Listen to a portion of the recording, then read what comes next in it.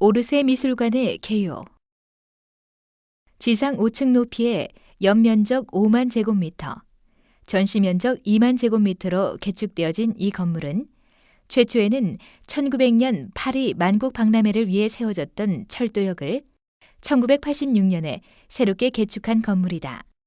한때는 더 이상 쓰지 않던 처치곤란한 파리의 흉물로 자리 잡고 있었던 건물을 최초의 건축가 빅토르 레루의 초기 건축 원형을 그대로 유지한 채 미술관으로서의 기능을 어떻게 살릴 것이며 이 역사적인 건축물이 파리를 상징하며 새로운 분위기로 완성되어야 한다는 엄청난 과제로 국제 공모전에 올리게 된다. 그로 인해 이 프로젝트는 1979년 아이디어 현상 공모에 ACT 팀이 당선되었으나 공사가 시작됨에 따라 약간의 변화가 가미되며 현재의 모습을 이루게 되었다. 전반적으로는 철골 구조와 유리를 이용해 역사적인 공간의 재구성과 자연스러운 채광을 유지하며 대공간과 개별 공간으로 갈라놓았다. 건물은 메이저 스페이스, 유리로 만들어진 거대한 지붕과 정면, 투명한 측면 창문으로 구성되었다. 현재 오르세 미술관은 미술관으로서의 기능만을 가지고 있는 것이 아니라 역사적 건축 박물관으로서의 역할도 동시에 수행하고 있다. 기존의 기능과는 전혀 다른 기능을 가졌음에도 불구하고 그 내부에서 느껴지는 내용은 미술관 건축을 위해 새롭게 신축된 건물이라고 해도 과언이 아니다. 1986년 개관 때부터 오르세 미술관에는 여러 예술작품을 전시했다. 회화와 데생, 조각과 장식예술, 건축과 사진 등이 여러 전시실을 통해 영구히 전시되고 기획되었다. 19세기 중반 이후에 근대 예술의 파노라마를 모두 보여주면서 유럽 문화의 중심지로서 파리의 위상을 한껏 드러내게 된다. 미술관의 컬렉션은 1848년부터 1914년까지로 한정해 놓았다. 귀스타프 쿠르베의 세상의 근원. 1988년 참으로 많은 우여곡절 끝에 오르세 미술관에 도착한 세상의 근원이라는 이 그림은 그 이전엔 공개적으로 시민들에게 보여줬던 적이 단 한 번도 없었다. 또한 그림 소장가 역시 그 무엇인가로 그림의 앞을 가려놓았었다. 예술과 외설이라는 두 개의 관점에서 자리를 잡지 못하고 흔들리던 이 그림이 오르세에 전시되어졌을 때에는 적잖이 많은 사람들에게 센세이션을 불러일으켰음을 추측하기란 그리 어렵지 않다. 귀스타프 쿠르베에 의해 완성된 이 그림은 앵그르에게 터키탕을 그리게 했던 터키 대사 칼리메이의 부탁으로 그려지게 되었다. 하지만 쿠르베는 세상의 근원의 모델을 찾는데 많은 시간을 허비할 수밖에 없었다. 모델을 찾아 고민에 빠졌던 쿠르베는 그와 같은 시대의 화가이자 경쟁자였던 휘슬러의 애인 조안나에게 부탁하게 되었고 휘슬러의 승낙으로 그림이 그려지게 되었다. 가로 55cm, 세로 46cm짜리의 작은 이 그림이 묘사하고 있는 것이 바로 숨이 멎어버릴 듯이 사실적으로 묘사된 여성의 음부이다. 모든 인간의 탄생의 모태가 되는 여성의 음부를 적나라하게 묘사해 너무나 외설적이다. 외설적이다 못해 충격적이며 파격적이어서 작품을 감상하는 사람들로 하여금 적지 않은 놀라움의 시선을 받는다. 그림이 제작되는 기간은 조안나는 쿠르베에게 자연스럽게 빠져들게 되어 조안나와 쿠르베, 휘슬러는 묘한 삼각관계가 되어버리고 말았다고 한다. 마네의 올랭피아. 오르세 미술관의 대부분의 작가들은 1800년대 중반까지 인정받지 못했던 화가임을 부정할 수 없는 사실이다. 올랭피아를 그린 마네 역시 그 중에 하나이다. 살롱전에 출품된 올랭피아는 심사위원들의 날카롭고 비판적인 평가와 비웃음의 표적이었다. 법학도나 해군 장교가 되기를 간절히 바라던 아버지의 권유를 뿌리친 31살의 젊은 화가는 많은 사람들이 자신의 그림을 인정해주는 대신에 자신의 그림 앞에서 노골적으로 비웃으며 맘 놓고 조롱하는 것을 그대로 감수해야 했다. 적어도 마네는 동시대의 다른 화가와는 다른 삶을 살았던 것이 분명하다. 보잘것없는 것을 보기 좋게 치장하려 했던 다른 이들과는 다르게 자기가 살아가는 시대를 직시하며 살아야 했고 자기가 보는 것을 그대로 그려야 한다는 사고로 삶을 살았다. 풀밭 위의 점심 식사가 보기 좋게 실패한 후 그해 가을 또 한 점의 그림을 그리기 시작했다. 수많은 사람들의 비웃음을 받은 그의 살롱전에서 나폴레옹 3세가 구입한 카바넬의 비너스를 떠올렸다. 마네는 마네의 시대 비너스를 보여주리라는 생각으로 1865년 살롱전에 출품하게 된다.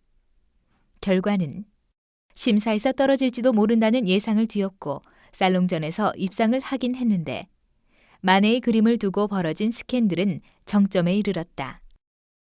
파리 시내는 온통 그의 그림 이야기를 하느라 정신이 없었다. 상류 사회의 부인들, 점잖은 채 하는 남정네들, 신문사 기자들이 오로지 마네의 그림을 비웃기 위해 살롱전에 가는 것 같았다. 워낙 말이 많아지자 사람들의 눈을 피해 일찌감치 눈에 띄지 않는 장소에 옮겨 걸었는데도 비난과 조롱은 끝을 모르고 이어졌다. 왜? 무엇 때문에? 올랭피아라는 제목은 19세기 프랑스의 소설과 연극 드라마에 자주 등장하는 여자의 이름이었다. 알렉산드로 듀마의 소설 춘희에서 올랭피아는 부끄러움이나 온유함, 순결한 영혼도 없이 오로지 자신의 아름다움을 팔아 살아가는 창녀로 등장한다. 마네가 올랭피아를 그릴 당시 이 말은 창녀와 동의어로 쓰일 정도로 사람들에게 익숙해져 있었다. 게다가 마네의 그림에서 올랭피아가 머리에 꽂은 난초는 사치와 여성의 성욕을 상징하는 꽃이다. 이만하면 그 노골성을 알만하지 않을까. 일반적인 신화 속의 이상화된 여체의 균형과 형태를 포기하고 대신 빅토린 뮤랭이라는 한 여자의 개인의 몸을 그린다. 그녀는 길거리를 걷다가 마주칠 수 있는 혹은 내 누이에 실제로 존재하는 몸을 갖고 있다. 다리는 짤막하다. 살색은 푸른 빛이 돌도록 창백하다.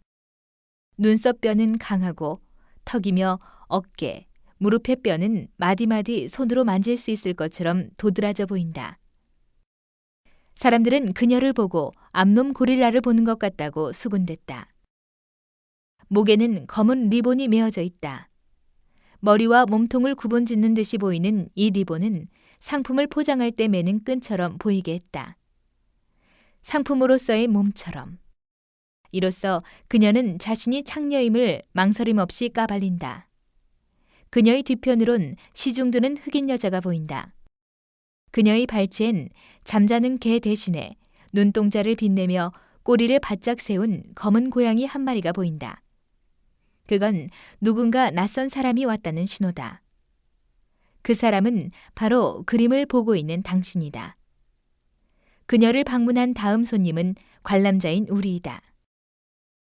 당시 고상한 척하면서 뒤로는 할 짓 못할 짓 다 하고 다니는 부르주아 남성들이 예술이 어쩌고 저쩌고 삶이 어쩌네 하면서 돌아다니다가 이 그림을 마주쳤을 때의 당혹감을 상상해보라. 올랭피아는 다른 건 다 벗었는데 신발은 신고 있다. 이 그림은 벗겨진 나체이다. 이 말은 옷을 입고 있다가 벗었음을 의미한다. 밀레의 이삭 줍기. 만종과 더불어 밀레의 가장 유명한 작품으로 둘 다 같은 시기에 그려진 작품이다. 두 작품의 공통된 특징은 지평선이 높게 잡혀 있다는 것이다. 이는 영국 화가 콘스타블이 하늘에 관심을 두고 있었다면 밀레는 대지에 관심을 갖고 있었다는 사실을 나타낸다. 몇 장의 밑그림을 그린 끝에 완성한 역작 이삭줍기에서 절제된 색과 구도를 발견하는 것은 그리 어렵지 않다. 자칫 산만해져 버릴 수 있는 광경을 17세기 네덜란드 화파에서 배운 차분하고 아름다운 색채와 연관성 있는 구도는 자연과 사람을 하나로 이루면서 전체적인 안정과 조화를 이루고 있다. 여기에는 어떤 극적인 사건도 없으며 줄거리도 없다. 다만 3명의 농부들이 추수가 한창인 넓은 들판에서 열심히 일하고 있을 뿐이다. 그들은 아름답지도 우아하지도 않다. 그렇다고 목가적인 분위기가 흐르는 것도 아니다. 이 농촌 여인들은 천천히 육중하게 움직이면서 완전히 일에 열중하고 있다. 밀레는 이들의 건장하고 튼튼한 체격과 신중한 움직임을 강조하는 데 전념했다.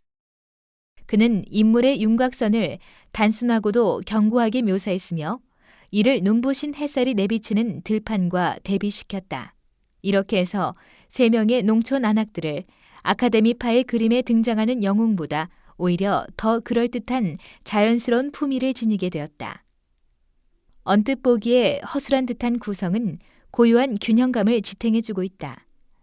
인물들의 움직임과 배치는 계산된 리듬에 따른 것이며 이것이 전체 구성에 안정감을 주어 우리로 하여금 화가가 이 장면을 얼마나 엄숙한 것으로 보았는지 느끼게 해준다. 밀레의 만종. 이제 막 해가 지려는 때 하루의 노동을 마친 두 부부가 손을 모아 기도하고 있다. 멀리 교회에서는 저녁 종소리가 들린다. 이렇게 자신을 낮추고 자연과 우주를 관통하는 위대한 힘 앞에 머리를 숙일 때 인간은 비로소 자신보다 커진다. 이들은 가난하고 가진 게 없는 사람들이지만 지금 신의 사랑으로 이 어떤 부자보다 충만한 삶의 위로를 얻고 있다. 그리고 이 그림을 바라보는 우리에게 그 넘치는 위로를 전한다. 신앙의 위대한 힘은 종교 집단의 권위와 위계를 세우는 데 있는 것이 아니라 이렇듯 스스로 머리를 숙이고 이웃에게 따뜻한 위로를 전하는 데서 나온다. 예전에 우리의 이발소들이 이 그림을 조잡하게 베껴서 내걸곤 한 것도 그 위로의 힘을 적극적으로 원했기 때문이 아닐까. 이런 그림이 밀레에게 나올 수 있었던 것은 무엇보다 밀레가 진실된 신앙인이었기 때문에 가능한 것이었다. 만종은 그의 어린 시절 신앙의 추억을 표현한 것이었다. 그 옛날 그들이 밭에서 일할 때 저녁 종소리가 들리면 밀레의 할머니는 한 번도 잊지 않고 그들로 하여금 그 일을 멈추게 한 후 꼬박꼬박 3종 기도의 마지막 기도를 드리게 하곤 했다. 그림에서 두 인물이 화면 윗부분에 밝은 저녁 노을을 배경으로 멀리 지평선을 향해 바다처럼 펼쳐지는 대지 위에 단단히 뿌리를 받고 있는 듯하다. 이러한 강한 이미지의 표현은 산업화의 도래로 인한 19세기 중반 이후의 자연과 농촌에 대한 향수를 느끼게 한다. 들녘에 하루의 노동을 마치고 신께 감사의 기도를 드리는 부부의 모습은 동네 이발소나 복덕방에서도 쉽게 볼 수 있을 만큼 우리에게 친숙한 그림이다. 프랑스 농촌의 여성들의 강인함과 인내심은 밀레에게 커다란 감동을 주었다고 한다. 그래서 이 그림에서는 아내 쪽에서만 빛이 비춰지고 남편은 그늘 속에서 그 존재가 희박하게 그려져 있다. 그리고 이 작은 그림의 제목이 만종인 이유는 퐁텐블로의 변두리 마을 샤이의 교회 첨탑 때문이다. 지평선 저 멀리 희미한 작은 교회의 종소리는 이 작은 그림보다 더 크게 우리 가슴 속에 울리고 있다. 지평선이 보이는 기름진 프랑스의 농토는 농업 대국 프랑스를 생각하게 한다. 1867년 만국 박람회에서 격찬을 받은 이 작품은 벨기에의 남작에게 1,000프랑에 팔렸다가 50년 후 80만 프랑에 프랑스로 돌아왔다. 알렉산드로 카바넬의 비너스의 탄생. 1863년 아카데미 회원과 미술학교 교수로 임명된 알렉산드로 카바넬은 그해 이 작품을 살롱전에 출품했다. 고도의 테크닉을 겸비한 화가는 예술작품이 어떻게 해야 관람객과 평가단의 인정을 한꺼번에 받을 수 있는지를 노련하게 보여주었다. 작품은 전시되는 즉시 나폴레옹 3세에게 팔렸었다. 루브르 박물관에 있는 앵그르의 작품을 참조하였으며 신고전주의 회화의 관능미 또한 동시에 발견할 수 있다. 사실 이 작품에서의 신화적인 주제는 단순히 누드를 그리기 위한 하나의 도구였을 뿐이었다. 푸른 하늘과 바다 사이에서 사랑과 미의 여신 비너스가 탄생하고 있다.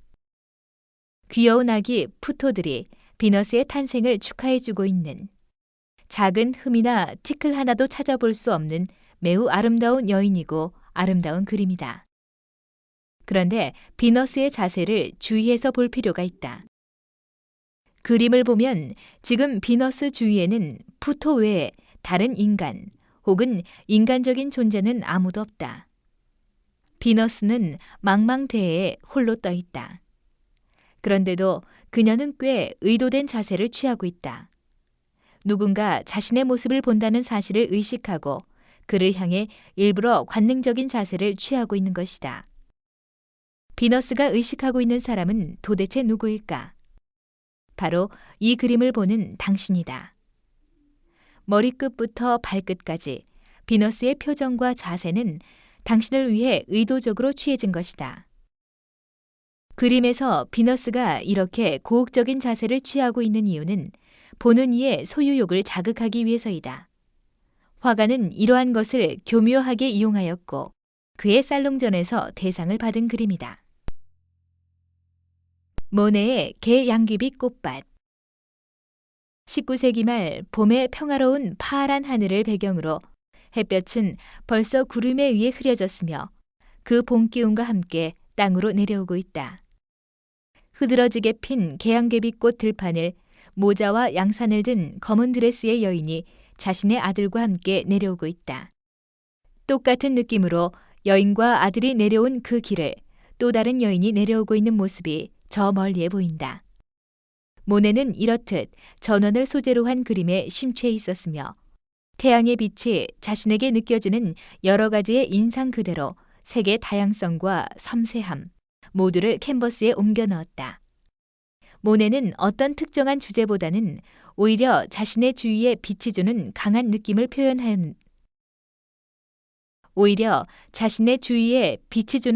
느낌을 표현하는데 온 정성을 쏟았다.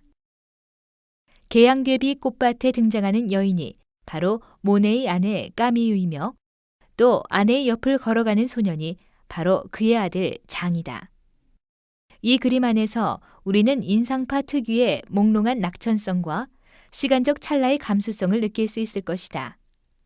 이 그림은 그저 바라보는 것만으로도 만족스러운 보는 것이 전부인 그림이다. 마네의 풀밭 위의 점심 식사.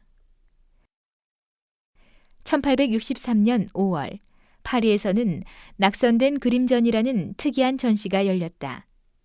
그해 살롱전에서 떨어진 그림들에 대해서 말이 많아지자 나폴레옹 3세는 심사에서 떨어진 그림들을 한 곳에 모아 전시하게 했던 것이다.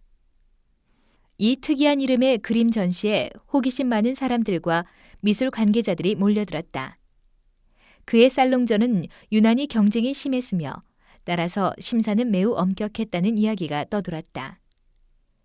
대략 5,000점의 작품 중에서 2,000점만이 뽑혔다는 소문이 있었다. 이렇듯 많이 낙선된 그림들 가운데 하나인 마네의 풀밭 위의 점심 식사는 낙선전에서 당연히 많은 사람들의 입에 오르내리게 된다. 일반 여성의 나체를 두 신사 사이에 등장시킨 대담성과 격렬한 명암 처리와 색감들, 원근법의 무시 등은 당시 그림들을 보는 사람들에게는 충격적이었다. 하지만 올랭피아처럼 이 작품도 고전 작품에 그 기초를 두고 있다. 라파엘로의 데생, 파리스의 심판에서 인물 배치를 따왔으며 티치아노의 그림에서 남녀의 구성을 응용했다. 그림 속에 등장하는 인물 중 중앙의 인물이 아내 수잔느의 오빠이며 다른 한 사람은 마네의 형제이다. 나체의 여인은 마네가 즐겨 그리던 모델인데 그림 속의 모습은 누가 보더라도 이제 막 옷을 입으려는 누드 모델을 연상시킨다. 이러한 우리의 연상은 당시 사람들에게는 더 큰 충격으로 다가왔다. 격분한 당시 비평가는 간신히 가릴 곳만 가린 매춘부가 있는 대로 멋을 부린 두 신사 사이에서 안면몰수하고 칠칠치 못한 자세로 앉아있다라고 했다. 풀밭 위의 점심 식사는 이렇듯 많은 스캔들을 일으킨 문제작이었다. 그러나 마네의 풀밭 위의 점심 식사는 당시의 가식적인 프랑스 사회의 이중적 도덕성을 지탄하고 있음이 확실하다. 기교면에서도 당시 미술계의 관행을 따르지 않고 화폭도 거칠다. 누드 여인의 육체를 섬세하게 모델링하지 않았을 뿐더러 거친 붓자국이 남성들의 바지나 풀밭 여기저기서 크게 얼룩져 나타난다. 드가의 14세의 어린 무희. 앵그르의 문화생으로 젊은 시절 당시 파리 미술계에서 촉망받았던 드가의 예술적 의지는 1860년대에 들어 사실주의 이론을 접하면서 변화하였다. 그 전까지 자신의 예술 세계였던 이상적인 미의 추구라는 생각에서 벗어나 일상에서 찾아볼 수 있는 단순한 테마를 화폭에 옮기기 시작하였다. 바로 1872년부터 시작된 무용수를 주제로 한 작품들이 그 결과인 것이다. 1881년에 제작된 14세의 어린 무희는 앞머리를 가지런히 잘라서 늘어뜨리고 나머지 머리를 뒤쪽으로 모아 하나로 쫑긋 묶은 어린 소녀의 얼굴로 밝고 해맑게 묘사되어 있다. 짧은 스커트와 발레 슈즈가 놀랍도록 사실적으로 묘사되어 있는 조각으로 인상주의 전람회에 출품되어 진정으로 새로운 현대적 시도라는 찬사를 받았다. 드가는 이러한 사실적 관찰을 통해서 발레리나를 모델로 한 작품들을 많이 남겼다. 르누아르의 갈레치 풍차에서의 춤. 1876년에 르누아르가 일요일 몽마르트의 무도회 장면을 그린 작품이다. 1870년대 몽마르트는 아직 예술가들의 장소로 자리 잡지 않았으며 물랭의 무도회는 그 지역의 직업 여성, 점원, 꽃 파는 아가씨, 세탁부, 모자 상점 점원들이 즐겼던 소박한 모임이었다. 야외 광선 아래 변화하는 풍경을 그리는 인상파 화가들 중 르누아르는 예외적으로 인물을 중심으로 그렸던 화가이다. 이 작품도 예외는 아니어서 당시만 해도 파리의 교회이던 평화로운 시골 언덕 몽마르트의 야외 무도장에서의 즐거운 한 장면을 그리고 있다. 서민적이고 유쾌한 분위기와 넘실대는 빛이 가득한 무도장을 그린 이 그림은 어떤 회화적 의미를 지니는가? 당시 인상파에 비판적이던 비평가들도 움직이는 사람들 위에 떨어지는 나뭇가지 사이로 새어드는 햇살이 미치는 회화적 효과를 표현하려는 르누아르의 의도를 이해하고 있었다. 이러한 효과는 무지개 팔레트라 불린 그의 팔레트에서 힘입은 바가 크다. 면밀한 빛에 대한 관찰 이외에도 그는 보색의 개념을 충분히 이해하고 있었던 것이다. 검정색 물감을 짜놓은 일이 거의 없어 이름이 붙여진 무지개 팔레트를 사용한 르누아르는 이제까지 검정색으로 표현되어 왔던 그림자를 보색으로 처리하고 있다. 너무도 부드러워 관능적이기까지 한 그의 필촉이 인물과 초목, 가구와 의상에 가득 배어 있다. 화면 속의 인물은 르누아르에게 자원하여 몇 시간씩 모델이 돼준 친구이다. 그림 맨 앞쪽에 앉아있는 엷은 핑크의 푸른 줄무늬의 드레스를 입은 이 소녀는 잔느의 여동생 에스텔이고 그 뒤는 하루의 10프랑이라는 모델료 때문에 어머니에게 설득당하여 모델이 된 16세 소녀 잔느로 르누아르의 작품 그네의 모델이기도 하다. 에스텔 옆에서 등을 보이고 있는 남자는 인상파 형성기의 카페, 누벨 에테르의 단골인 화가로 르누아르보다 한 살 아래의 친구 프랑크 라미이다. 유리잔 앞에 노란 모자를 쓴 사내는 조류주 리비에르인데 그는 후에 프랑스 재무성의 공무원이 되어 국장 자리까지 올랐던 인물로 르누아르의 친구이며 인상주의라는 평론지를 만들어서 인상파를 후원했다. 그 옆은 노르벨 게누투, 당시 22세였던 이 청년은 르누아르보다 13살이나 아래인 친구였다. 카페, 누벨 에테르의 단골 화가였으나 40세로 죽는다. 왼쪽에 춤추는 한 쌍의 남녀는 바이달데 소라레스 이카데나스라는 긴 이름을 가진 쿠바 출신 화가와 마르고이다. 쿠바 출신의 화가인 이 멋없이 키만 큰 남자는 상냥하고 소극적인 인물로 약간 멍한 데가 있어서 상대방 여자들에게 놀림을 받았다고 한다.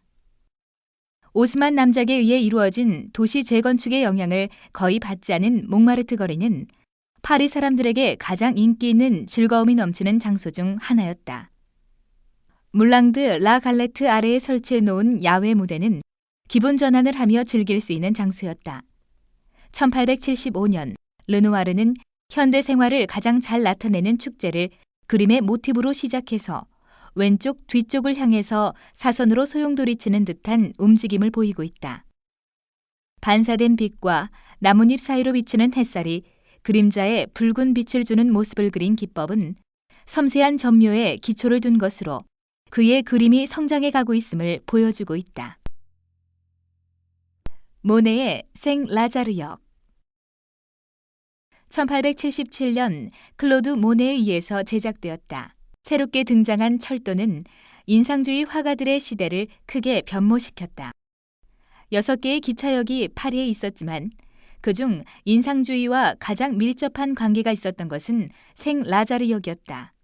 이 역은 인상주의 화가들이 모이기 시작했던 바티뇰 지역에 있었던 것이다. 이 역으로 인해 파리의 직장인, 여행객, 예술가들은 교외에서 쉽게 파리로 갈 수 있었다. 생 라자르는 화가들이 사는 현대 도시 세계의 중심이었을 뿐만 아니라 농촌 지역과 그들을 연결하는 매개체이기도 했다. 부지발, 마를리, 아르장 퇴요, 퐁 투어즈, 오베르 등 인상주의 작품에 많이 등장하는 센 강변을 따라서 있는 많은 교외 지역들은 이곳을 통해 갈 수 있었다. 모네가 런던에서 본 터너의 그림에서 강한 영감을 얻어 착수한 것으로 보여지는 연작 중의 하나이다. 지붕 아래의 어두운 영내의 세계와 플랫폼 밖에 어스름한 아침이 대비되는 이 장면에서 한편의 영화의 시작을 보는 듯한 느낌을 갖게 된다. 증기기관에서 피어나는 연기와 수증기, 창문을 통해 쏟아지는 햇살의 유희, 기차를 기다리는 사람들과 선로 위의 인부 등은 한 번쯤 유럽을 다녀온 여행자를 감상에 젖어들게 한다. 사람들은 군데군데 빛을 받아 희고 푸르게 소용돌이치는 연기와 증기 속에서 사라지고 있다. 이 그림은 빛을 그리기 위한 작품으로 하나의 주제로 연작을 제작한 모네 최초의 형태를 보여주는 작품이며 인상파의 대표적 작품이다. 지붕창을 통해 떨어지는 햇살이 번져 있는 실내의 철로, 기관차와 객차, 피어오르는 증기 등이 제각각의 색을 모네에게서 부여받아 어두움이 빛의 세계, 색의 향연을 펼치고 있다. 모네의 루앙 대성당. 한순간에 변화하는 형태를 포착하는 것. 이것이 모네의 1890년대 연작들에 나타난 그의 열망이었다. 모네는 자신의 그림이 모티브의 색채와 구조에 영향을 끼치는 빛의 움직임에 대한 자신의 감각을 그대로 옮기는 것에 불과하다고 말했다.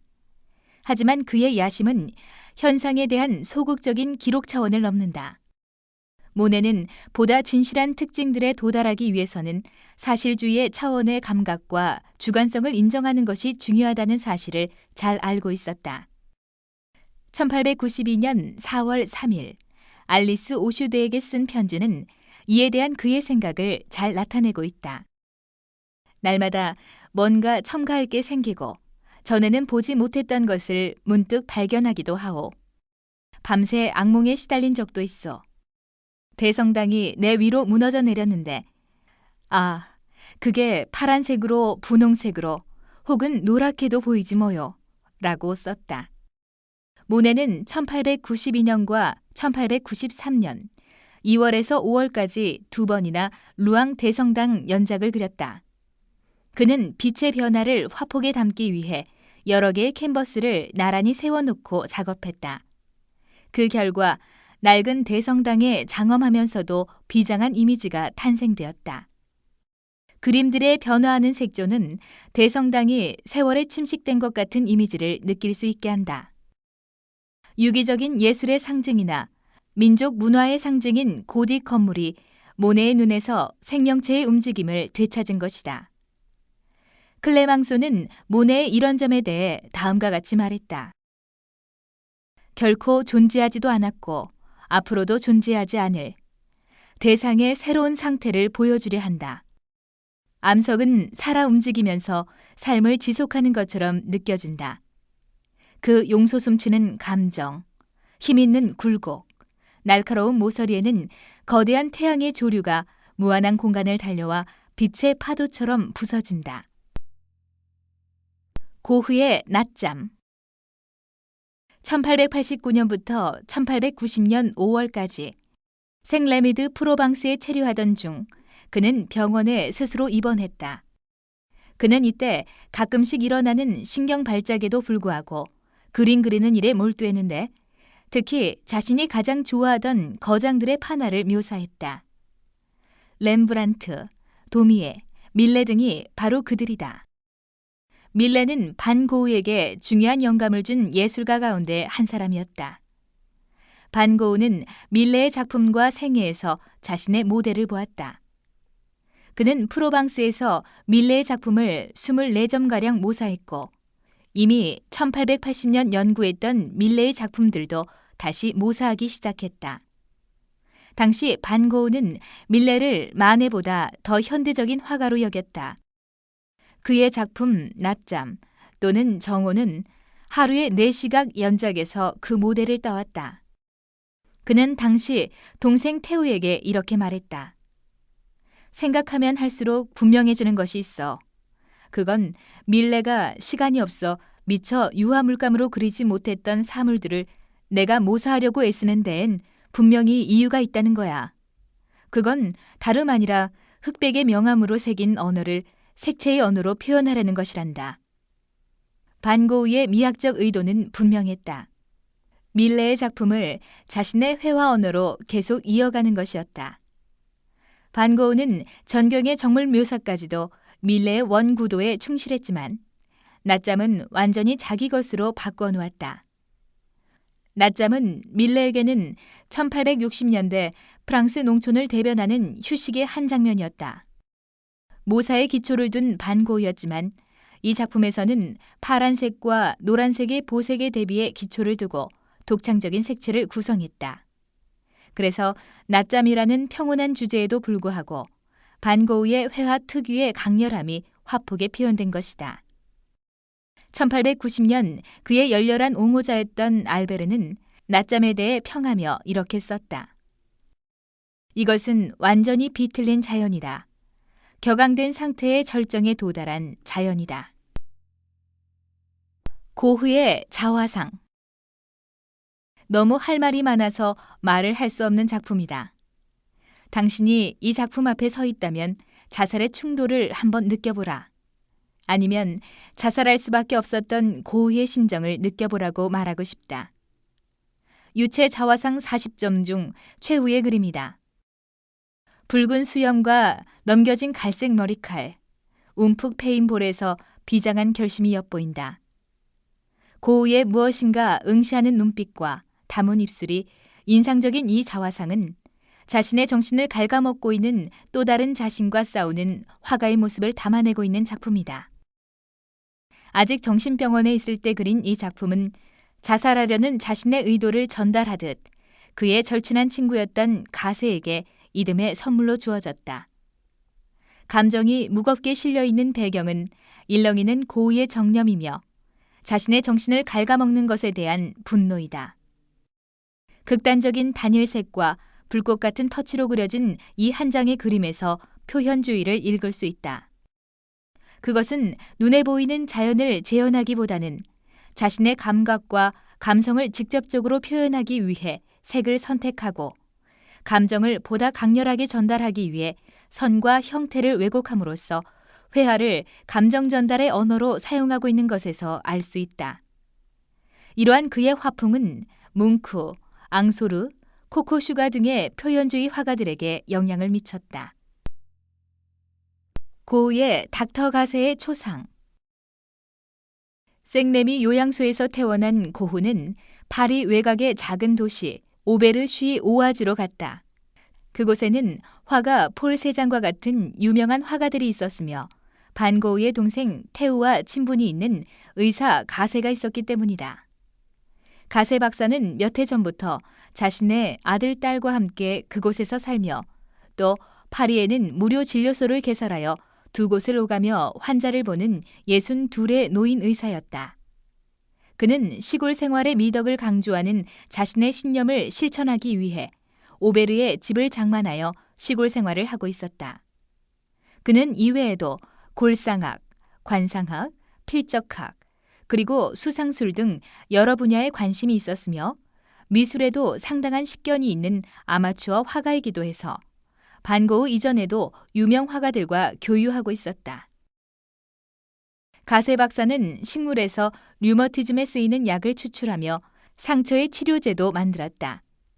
이것을 동네 사람들은 가세 박사의 묘약이라 불렀다고 한다. 그래서 고흐가 자신의 초상화에 드키딜레스라는 식물을 그려넣은 것도 그러한 사연에서이다. 가세 박사는 우울증에 관한 논문을 많이 써 우울증에 대해 일가견이 있는 것으로 알려졌는데 실은 본인도 우울증에 걸려 있었다. 그래서 반 고흐가 가세 박사를 만나서 지내는 동안 그는 동생 테오에게 보낸 편지에 가세 박사를 너무 의지해서는 안 되겠다. 그분도 어떻게 보면 나하고 똑같은 병에 걸린 환자인 것 같다고 쓰고 있다. 반 고흐가 가세 박사의 요청으로 그의 초상화를 그리고 나서 그의 누이 동생에게 보낸 편지에 우울한 표정을 한 사람으로 그렸는데 그 표정은 종종 찌푸리는 것으로 보일 수도 있을 거야 라고 쓴 것을 보면 가세 박사를 그리 좋아한 것 같지는 않다. 이후 반 고흐는 자살하려고 권총으로 자기 배를 쏘았는데 성공하지 못하고 집에 돌아와 가세 박사에게 왕진을 청했다. 그는 상처를 소독만 하고 괜찮을 것이라고 했다. 복부를 수술하여 탄환을 뽑아낼 수 있는 외과 의사에게 이송하지 않고 그대로 방치하여 반 고흐가 이틀 만에 사망하게 한 처사 때문에 그는 후세에 두고두고 비난받는다. 지금 같으면 의무태만이라 하여 당장 처벌 대상이 되었을 것인데 그 당시만 해도 의사에게 따지고 드는 시대가 아니었기에 그대로 넘어갔던 것이다. 그러나 반 고흐가 그린 가세의 초상화는 그간 여러 화상과 미술관을 거쳐 1990년에 미술 애호가인 일본의 한 재벌에 의해 사상 최고가인 일화 124억 엔에 낙찰되었다. 폴 세잔의 사과와 오렌지. 후기 인상파 화가 폴 세잔은 정물화를 많이 그렸지만 이런 눈속임 환영을 창조하고픈 생각은 전혀 없었다. 오히려 그는 움직이지 않는 정물을 통해 도대체 본다는 것은 무엇인지, 본 것을 그린다는 것은 무엇인지 그 의미를 깊이 연구했다. 언뜻 봐서도 대상을 하나의 환영으로 묘사하겠다는 의식보다는 그림답게 그리겠다는 의지를 느낄 수 있다. 세잔이 이처럼 색 조각볼을 잇듯 붓터치를 툭툭 던져 그림을 그린 것은 자기 나름의 지각 이론에 입각한 결과였다. 세잔은 우리의 눈이 처음 보는 것은 산이나 들, 나무, 꽃 같은 것이 아니라고 생각했다. 그런 개개의 사물을 인지하기 이전에 우리 눈은 세계를 이러저러한 색채가 어우러진 일종의 모자이크로 본다고 생각했다. 붉은색 조각, 노란색 조각, 푸른색 조각 같은 것이 우리 눈에 먼저 들어오고 뒤이어 그 색 조각들의 조합을 기왕의 경험을 통해 알고 있는 사물의 형태로 정립하는 과정이 뒤따른다고 생각했다. 이렇게 해서 아무런 의미도 없던 색 조각들이 순식간에 구체적이고 실제적인 사물의 이미지로 논리적 정합성을 띤 자연의 실체로 우리에게 인신된다. 그러므로 세잔에게는 보이는 실체와 인지되는 실체가 서로 달랐으며 화가는 우리의 경험과 기억에 의해 번안된 실체가 아니라 보는 순간 생생하게 다가오는 감각적 경험의 실체를 그려야 한다고 믿었다. 우리는 왜 세잔이 사과와 같은 정물을 그렇게 좋아했는지 짐작할 수 있다. 정물은 화가 마음대로 통제하고 조절할 수 있는 대상이기에 인간을 포함해 모든 대상을 사물로 본 세잔에게는 사물적인 특성을 가장 잘 드러내는 것이었기 때문이다. 무대를 서던 사람이 움찔한다고 사과를 봐, 사과가 움직이는 것 봤어? 하고 쏘아붙인 그의 의식 속에는 모든 대상을 사물로 보고 그 안에서 가장 원초적인 시작 질서를 찾으려는 강한 의지가 담겨져 있었던 것이다. 그런 의미에서 그의 그림은 풍경화와 인물화조차 정물화라 할 수 있다. 인간을 그릴 때 휴머니즘적인 주제를 생각하거나 자연을 그릴 때 신의 섭리를 표현하려는 일은 결코 없었다. 그것들은 오직 사물, 그가 그리는 동안 결코 움직여서는 안 되는 정물일 뿐이었다. 쿠션이 있는 긴 의자에 천을 늘어뜨렸고 몇 장의 냅킨을 깔아서 그 위에 도자기와 과일을 배치한 구도로서 물체가 당장 굴러떨어질 것만 같으나 불안정감은 없으며 오히려 화면이 생동감을 보여주고 있다. 물감은 매우 얇게 발라져 있고 왼쪽 냅킨은 캔버스 천을 그대로 드러내놓고 있다. 터치는 매우 자유로우며 도자기의 경우는 거의 터치를 발견할 수가 없도록 되어 있다. 사과나 오렌지의 경우 붉은색에서 노란색에 이르기까지 그 변화가 매우 아름다우며 형태나 양감이 매우 잘 묘사되어 있다. 원숙한 경지의 아름다움이라면 이러한 작품을 말할 것이다. 모네의 푸른 수련. 모네는 그의 수련 연작의 산실이었던 파리로부터 서쪽으로 80km 되는 지베르니에 머문 지 7년째 마침내 그 집을 직접 사들여 정원에 온갖 종류의 꽃나무를 심고 연못에는 일본풍의 작은 다리를 가로질러 놓고 수련을 띄워놓아 그 자체가 하나의 회화 작품인 이 정원을 만들었다. 이 연못이 있는 정원은 일본 판화에서 착상을 얻은 것인데 이른 아침 매일 여기에서 자신의 명상을 거듭하며 빛의 순간적 변화, 거기에 따른 색조의 미세한 떨림을 이용한 회화 세계로 나아간다. 수련과 함께 모네는 인상주의를 넘어 20세기 화가가 되면서 추상 화가의 선구자로 불리운다. 르누아르, 드가와 함께 살아서 루브르에 작품을 걸 수 있었던 행복한 화가였는데 그의 물의 풍경은 두고두고 화가, 작가, 그리고 음악가의 끊임없는 경탄의 대상이 되었다.